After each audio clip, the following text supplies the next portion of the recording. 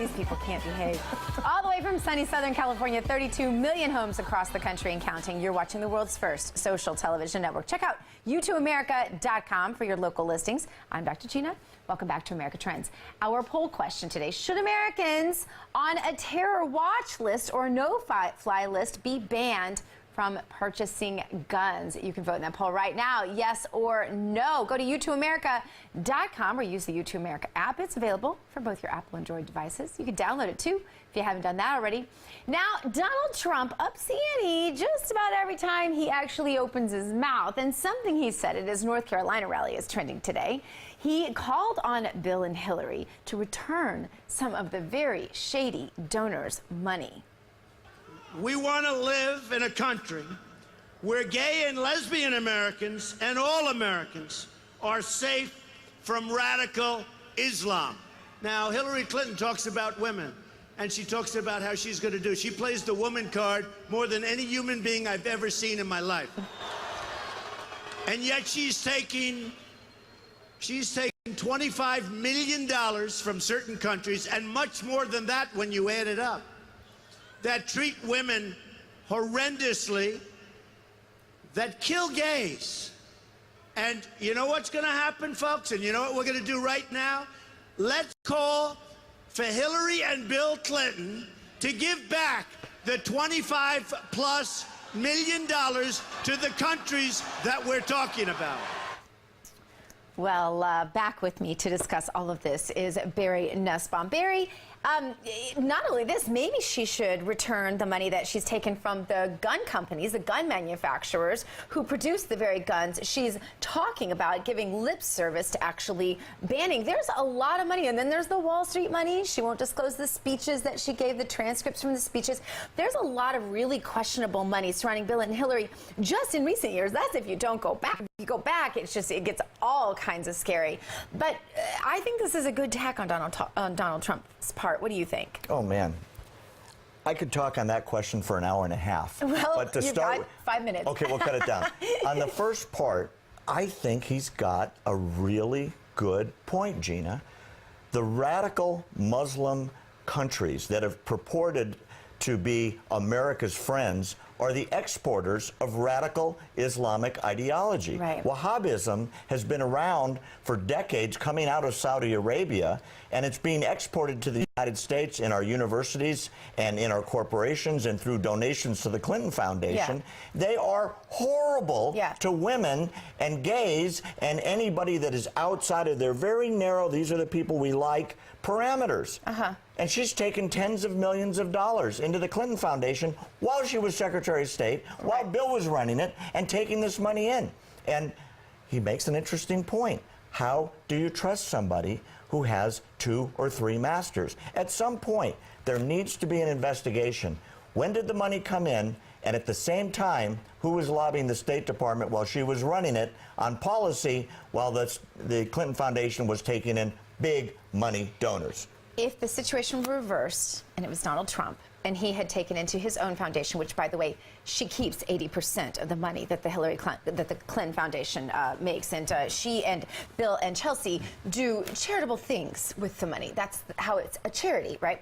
But so if the situation were reversed and Donald Trump had taken money from governments that stone women to death without a trial, that don't believe women even have standing in court, that don't allow women to be educated, don't allow women to drive cars, think that gays should be killed for being gay.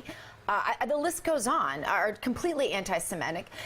Don't you think that there would be such unbelievable outrage that Donald Trump would somehow be recalled in this moment just for the things that Hillary Clinton has done in taking money and padding her pockets with Clinton Foundation money? I find it distressing beyond belief. It's as if the progressive ideology that supports her is blind to the political facts on the ground. Yeah. There's no logical explanation to your question, because your question is absolutely the question the press ought to be asking constantly, and nobody talks about it. Right. Nobody. These are people that live in the 8th century. At least in terms of women's rights, gay rights, political participation. Yeah. They have no democracy. Well, they and every are military time- dictatorships. And every time, Barry, they talk about religious tolerance as if Islam is a religion and not a political ideology. Because to me, when it says our religion trumps your constitution, all of a sudden that's not a religion anymore. That's an ideology. Nowhere in the Torah does it say that. So if Obama and Hillary are going to be on such a tangent about religious freedom and about how we shouldn't discriminate, why don't they have a problem with the governments that Hillary accepts money from, who are wholesale anti-Semitic, and they're okay with Islam?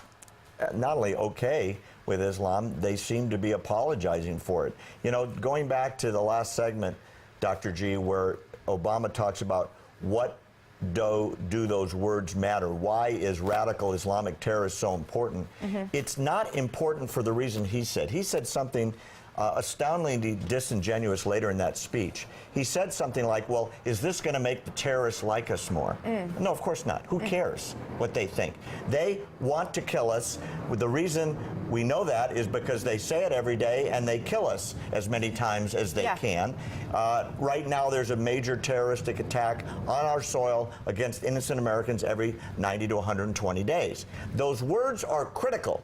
Because they will unleash a war against the people who are vowed to kill us, change our government, and put the Islamic flag over the White House. They want a caliphate here.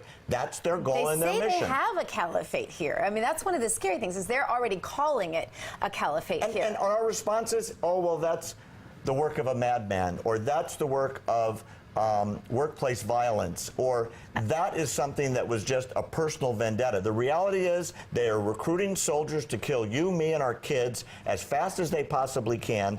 And the major response out of both Hillary and the White House is, this is why we need gun control. As if gun control would stop terrorism. Remember, the worst terroristic attack in the history of the United States was 9/11, and it was accomplished with a couple box cutters and some knives, right?